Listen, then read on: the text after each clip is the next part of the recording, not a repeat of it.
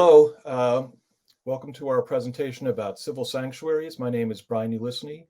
I'm a senior technical scientist at Raytheon BBN. And my name is Vasanth Sarathy, and I'm a senior research scientist at SIFT, Smart Information Flow Technologies. And we're going to be talking about creating civil sanctuaries online using NLP. So to introduce the project, so this is a joint project between SIFT Technologies and Raytheon BBN. We are jointly awarded a grant from DARPA, the Defense Advanced Research Projects Agency, to participate in their civil sanctuary project. Our team is called HUGO. And what civil sanctuary is about creating AI mediated agents that help do productive information sharing in online communities during humanitarian assistance or disaster relief scenarios. So as we've all seen recently, there's been a lot of cases where a lot of disagreement and disinformation and misinformation and rumor spreading and so on has affected the flow of information in disasters. So we've seen this most recently in the COVID-19 scenario, when lots of disinformation about cures and potential cures and the efficacy of vaccines and so on have led to a lot of controversy online. Sometimes that's productive discussion, and sometimes it has the effect of bullying and shutting down conversation and spreading disinformation and so on. And we've also seen that in more traditional sorts of disaster relief scenarios, when there's an evacuation due to a fire or a flood or something like that.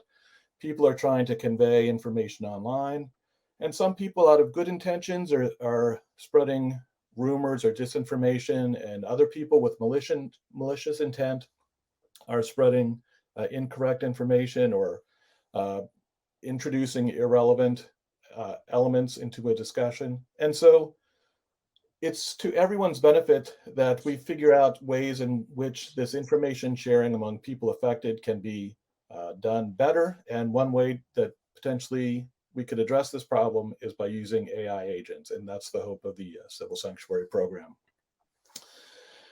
So let me introduce our teammates here. So the principal investigator on this program is Sonia Schmergelunder, who's a well-known social anthropologist. So she's bringing the social science insights that SIFT is their bread and butter, applying computational approaches to social science frameworks for addressing how humans behave and interact to this project. We have many other NLP and AI experts who are participating in the project. And then BBN, which is a long-standing advanced technology company based in Cambridge, Mass. We're also helping out, especially with the text generation aspects of this project. So basically, DARPA's interest is in getting people to behave better in these online social fora. And in particular, they want to address different cultures. So initially, we're basing this project in German language media, and we're moving on in the next phase. This is an ongoing project to Hindi social media, but we're only going to be talking about the German social media right now. So interacting with German news sites is a very, very popular thing in the German language speaking countries. Adults are very active participants in social media forums for German newspapers. And so DARPA's interest in promoting good behavior does not involve them in these cases determining what is desirable behavior and what is undesirable behavior. All of these fora that we've listed here from the various top most popular German media sites, they all have their own social forum rules that they that they publish as part of the your online experience. And in looking at these rules, collectively, we discovered that, unsurprisingly, there's a lot of commonality in between these different forum rules.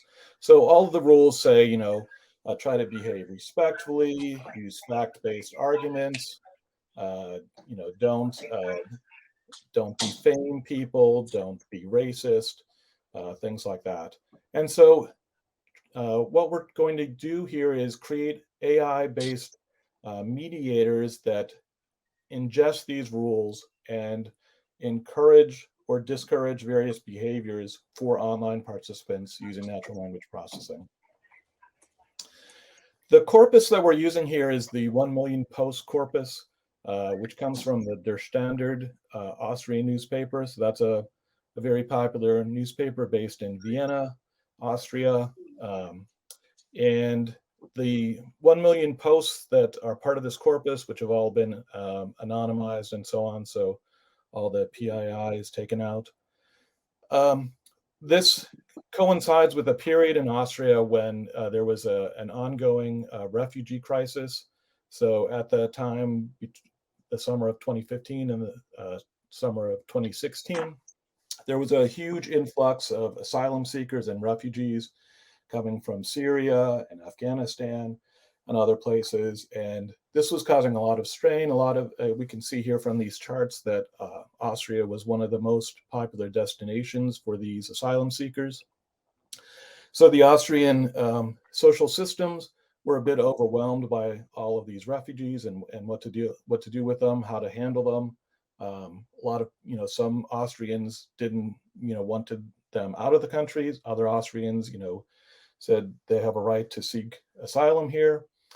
And so there was a lot of online discussion in the social fora about what to do with these refugees. And so that's a great opportunity for us to try out these various techniques and technologies using this corpus when there's such a living controversy involving humanitarian assistance and disaster relief to address here. Okay, so Vasanth.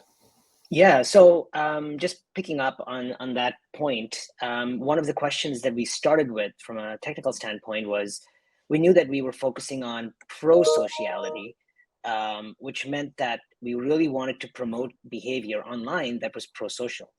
But what does that really mean? And it's not just a question of politeness. It's not just a question of being polite, or even a question of just reducing the level of toxicity in speech. It's more than that. We want to be able to encourage debate, and some debate requires sort of pushing on tough issues. And so there's a delicate balance there as to what pro-sociality means here. And one of the theoretical frameworks on which we based our work on is on Fries and Elders' deliberative democracy theory, which is all about attempting to promote deliberation in order to facilitate good democracy. And Fries and Elders had this 6-part framework, but they have 6 dimensions of rationality, interactivity, equality, civility, common good reference, and constructiveness. And you can imagine rationality is an example where you are attempting to allow speech that is providing good reasons for what they're saying, and they're staying on topic. Interactivity are the users of the forum interactive? Are they taking roles? Are they empathetic towards each other? Equality is if everyone's getting a voice in the matter. Civility is one in which we're interested in the type of language they're using and how they're recognizing each other and what sort of respect they're framing on each other. And common good reference is all about whether the reasons you're providing are in fact towards the common good. You're not pushing for things because of selfish reasons. And constructiveness is all about moving the discussion forward, and is the discussion in the forum advancing.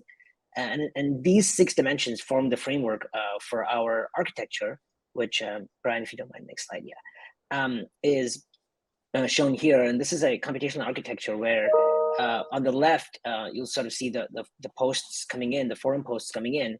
And we have sort of 2 phases here. We have a detection phase and a response generation phase. And this is a architecture for an AI moderator.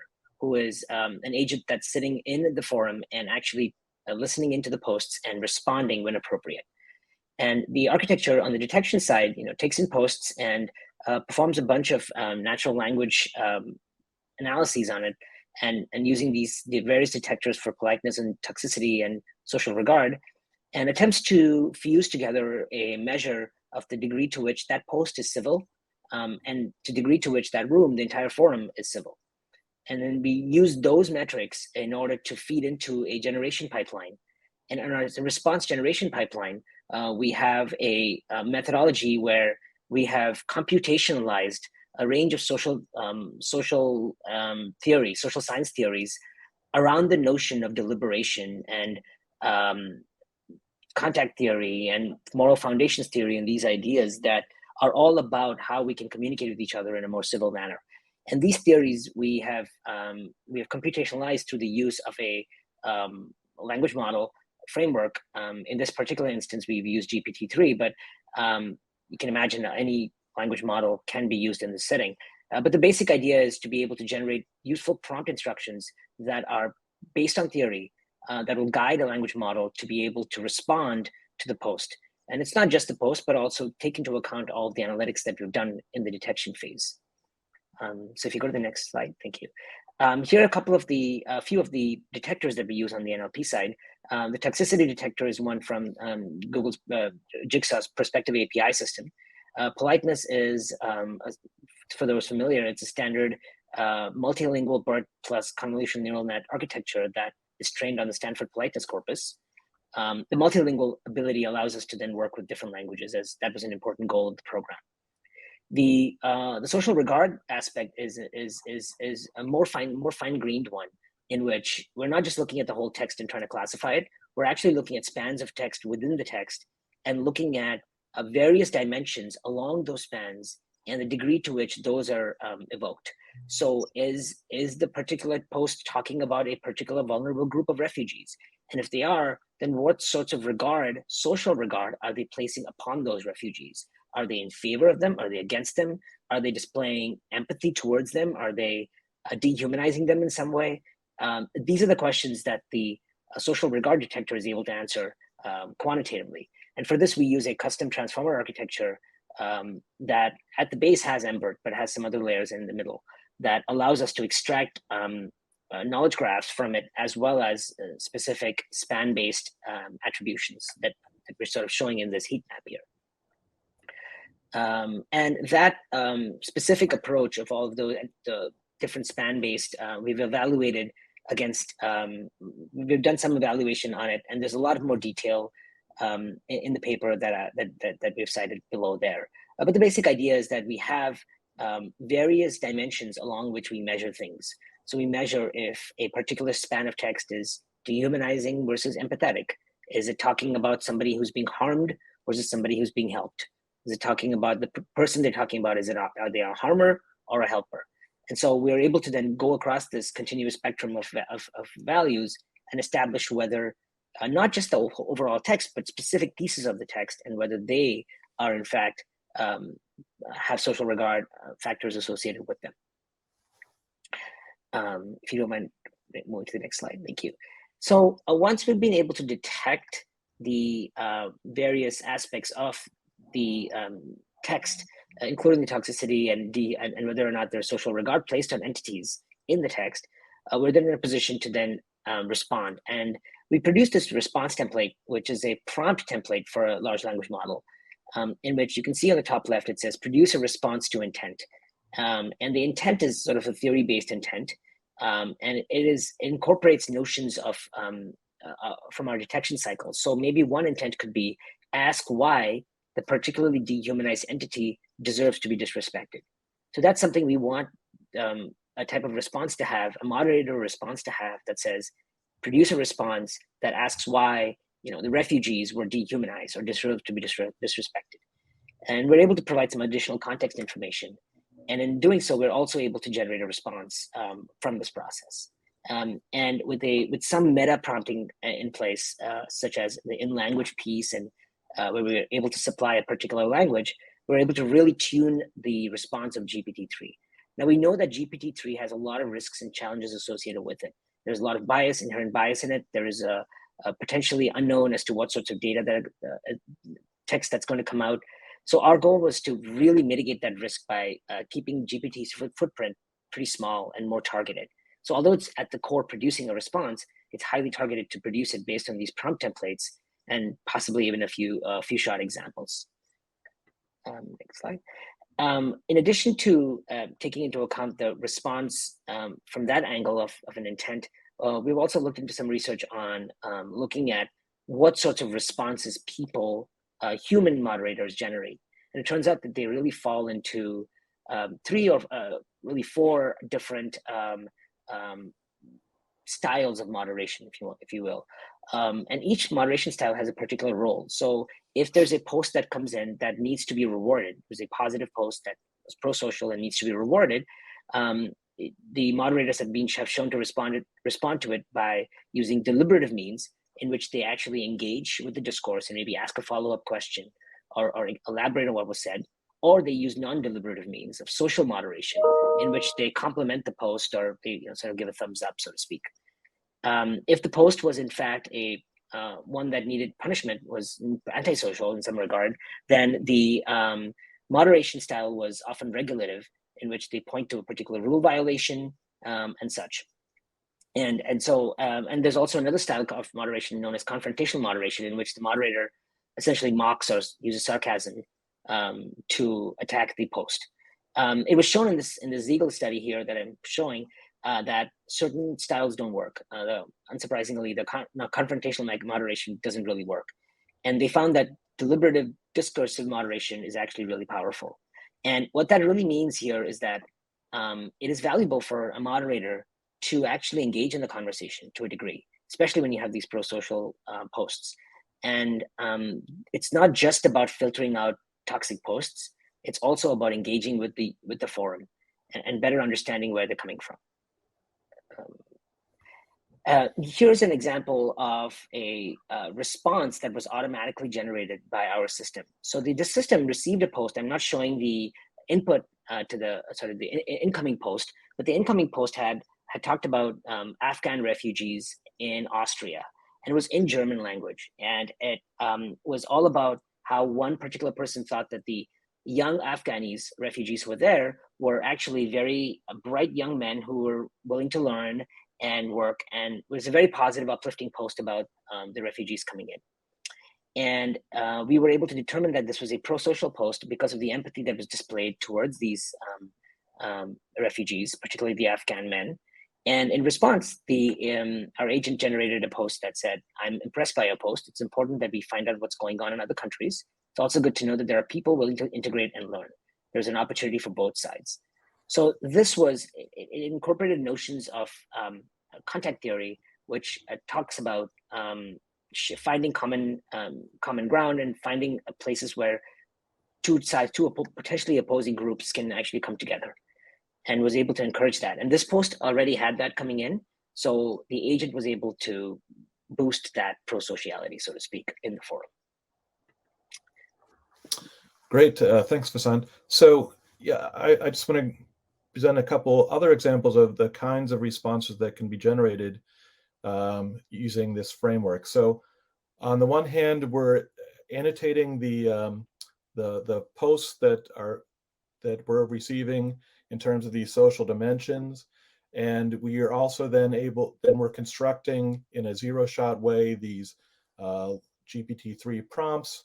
So we're including the context of what's being discussed, the dimensions that are present in the current post, and then we've got rules that say what we want to, how we want to guide the conversation, and then we're producing these responses that are very specific to that scenario. So here, for example, is a post that was responding to this news article saying that the Austrian government was going to place some of the underage, unaccompanied asylum seekers in foster homes in Austria, so 14 to 18-year-olds. And so this poster responded that,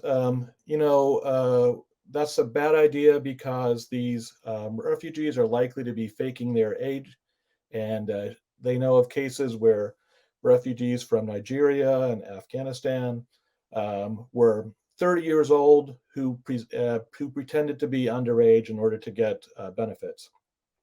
So given those dimensions that, there's some disparagement of people based on their ethnicity and so on, and this is the context of placing refugees with foster families. If we imagine that one of the forum rules is that people should be, we should encourage fair treatment of everyone, this is in fact the response that was generated. This is a difficult situation that needs to be handled with care. It's important to ensure that all refugees are treated fairly, regardless of their age. We must be mindful of the fact that some refugees may not have accurate documentation and that age is not always easy to determine. In cases where there's reasonable suspicion that a refugee is older than they claim, medical testing should be conducted, etc. However, we must be aware that some refugees may be genuine minors and must not discriminate them on the basis of their age. So, I think that's a pretty remarkable response that this language model can generate, given all of these parameters of the background that's of what's being discussed, the particulars of the post that's being called out for perhaps not treating people fairly, and leveraging all of this to create this very context-specific response. Similarly, one of the rules that we saw initially that's common to most online social forums is, rules against defamation. And that's a little much trickier than, for example, just content moderation on the basis of, four-letter words and ethnic slurs and so on. So detecting that someone is being defamed and providing an appropriate response is much more tricky. So in the Der Standard forum, the rule 4 says that don't post anything that could be considered slander, libel, or defamation. So we have a post here where a city councilor in Vienna is being accused of being corrupt. And then we prompt the language model to say, okay, if someone's being accused of a criminal offense, then remind the author of what constitutes slander according to Austrian law, and so on, and discourage them from being slanderous. And so the response generated is, this city councilor is accused of corruption and cronyism. Cronyism, you shouldn't commit slander by falsely and knowingly accusing another person of a crime or failure to fulfill an official duty. If you do, you could be imprisoned for up to 1 year or fined up to 720 times the daily rate. I guess that means something like the daily wage.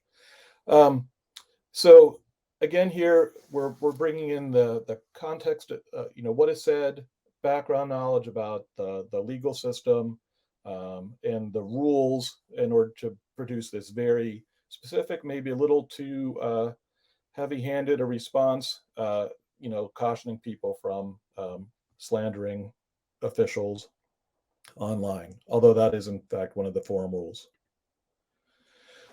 So in general here, I think that we're still in the middle of this project, and I think that what we've tried to present here today is that, the need for this kind of AI-based moderation is great.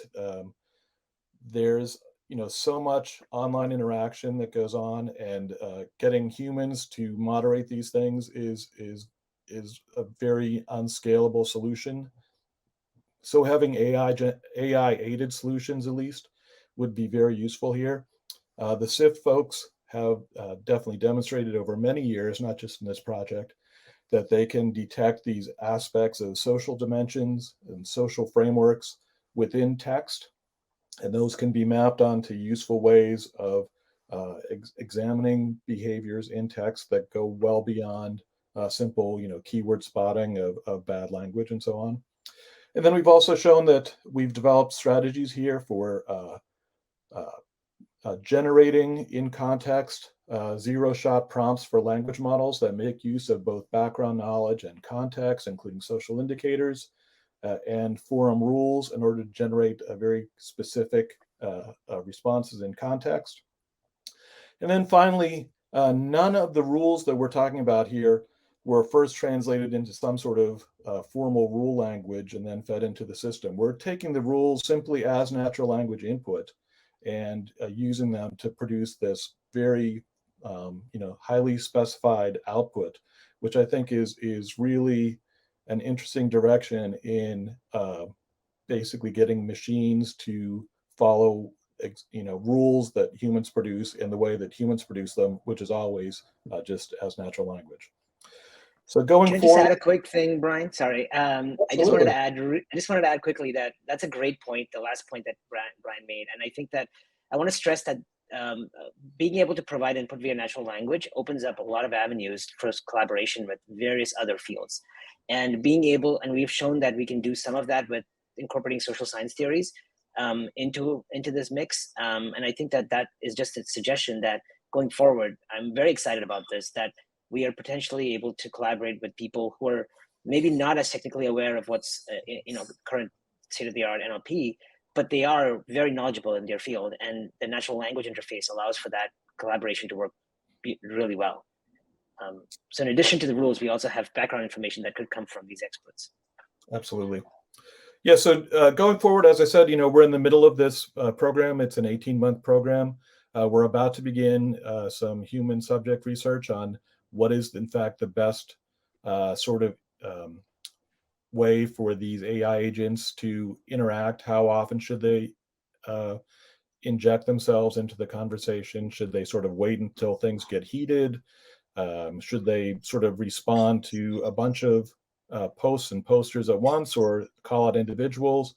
What exactly is the best way to do this? So that's what we're going to be finding out shortly through using actual human subjects relate to the AI-based interventions on historical posts.